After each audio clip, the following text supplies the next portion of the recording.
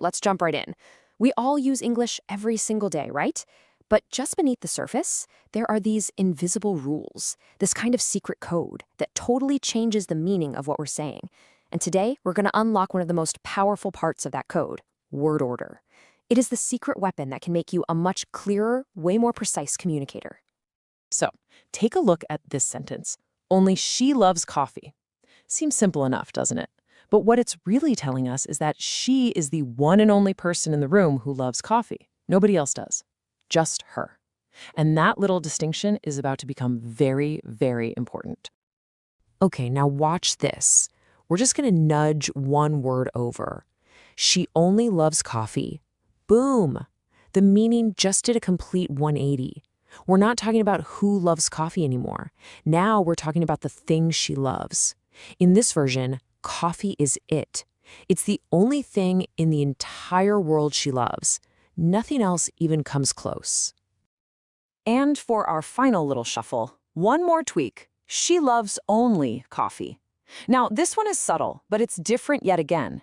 Here, the focus is all on her drink of choice. She loves coffee, and only coffee, to the exclusion of everything else you could possibly pour in a cup. You can forget about offering her tea. So what is going on here? Seriously, we use the exact same four words, but just by scooting the word only around, we ended up with three completely different realities.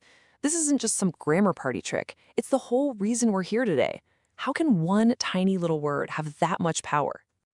Well, this brings us to the power of placement. You see, in English, where you put a word isn't just a suggestion. It's a critical piece of the message. If you get it wrong, you might not just sound a little weird. You could be saying the exact opposite of what you actually mean. And the stakes can be, well, huge. Professor Scott Mendoza gives us this perfect and, frankly, kind of scary example. If you say she almost won $1 million, what you're really saying is she came close but went home with nothing. She lost. But if you say she won almost $1 million, well, she's a massive winner. She's got, what, $900,000? The difference between winning and losing comes down to where you put one single word. So what's the technical term for this little linguistic landmine? Well, it's called a misplaced modifier. Yeah, I know it sounds super academic, but the idea is actually really simple. A modifier is just a word that describes another word. When you misplace it, it latches onto the wrong thing, and that's how you get a sentence that says she won nothing when she actually won a fortune. Okay, so how do we fix this? Let's start with the usual suspects. I call them the dangerous adverbs, words like almost and only. They're notorious for causing chaos if you're not super careful about where you put them. This slide just lays it out perfectly. Look at the incorrect one.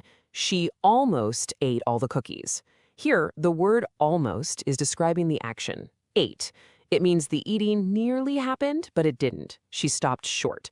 But in the correct version, she ate almost all the cookies. The action definitely happened. She just, left one or two behind for the rest of us. Huge difference. And you know what? The solution here is so simple, it's beautiful. The golden rule is this. Keep these dangerous adverbs right next to the word you actually want them to describe. Think of them like little magnets. They're going to stick to whatever they're closest to, so make sure you put them next to the right thing. And hey, if you think this is just some nitpicky grammar rule, think again. This is so critical for clear communication that major international organizations have it written into their official rules. What you're looking at here is the style guide for authors and translators at the European Commission. We're talking about legal documents, treaties, stuff where getting the meaning wrong is absolutely not an option. And there it is, right from the horse's mouth. In any text where clarity and precision are essential, which, let's be real, is pretty much everything you write, they say it is advisable to place only as close as possible to the thing it's modifying. So this isn't just for people learning English. This is a rule the pros live by. Okay, so this whole idea gets even cooler because it's not just about adverbs. There's another invisible rule that most native speakers follow without even knowing they're doing it. It's what I like to call the secret code of adjective order. And once you know it, your English is going to sound so much more natural. Just listen to this. She wore a red, beautiful dress. Does that sound just a little clunky to you? You know what it means, but it doesn't quite flow. Now try this. She wore a beautiful red dress. Ah, so much better. It just rolls off the tongue. Why? What's the secret? Well, the reason is that native speakers have this built-in unwritten code for the order of adjectives. We never sat down and memorized it in school. We just absorbed it. It's almost like muscle memory. But if you're learning the language, cracking this code is like getting a superpower. So here it is, the secret code, revealed. Adjectives have a preferred order. You start with your opinion, words like beautiful or amazing, then you move on to size, then age, then color, material, and finally, the purpose of the thing.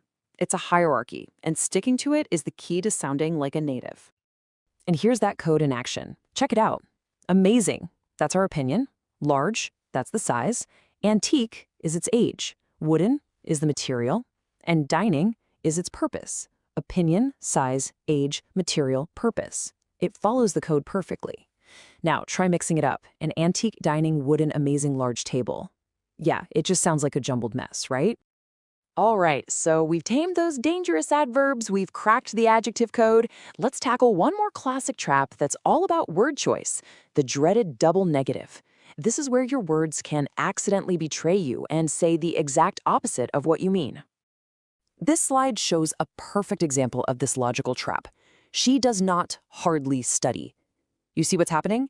You've got two negative words bumping into each other, not and hardly. And in English, two negatives often cancel each other out, creating a positive. So this sentence accidentally implies that she does study. What you really mean to say is simply, she hardly studies. Clear, simple, and actually means she doesn't study much. So the fix here is super straightforward. Just stick to the one negative per idea rule. Instead of saying he doesn't have no money, which if you think about it, technically means he does have money, you just say he doesn't have any money. Or even better, he has no money. Just pick one negative and stick with it. So we've looked at adverbs, adjectives, double negatives. After all of this, what's the big picture? What's the one thing you should really take away from all this? It really comes down to this. Getting a handle on word order is so much more than just passing a grammar quiz. It's about upgrading your entire communication toolkit. It's the difference between using a sledgehammer and a scalpel. When you control where your words go, you control your meaning with incredible precision. You make sure that what people hear is exactly what you intended to say. And that kind of leaves us with one final thought to mull over. We've uncovered a few of these so-called invisible rules of English today, but there are so many more out there, shaping how we talk and think every single day. So my question for you is, what other hidden codes are you using right now without even realizing it?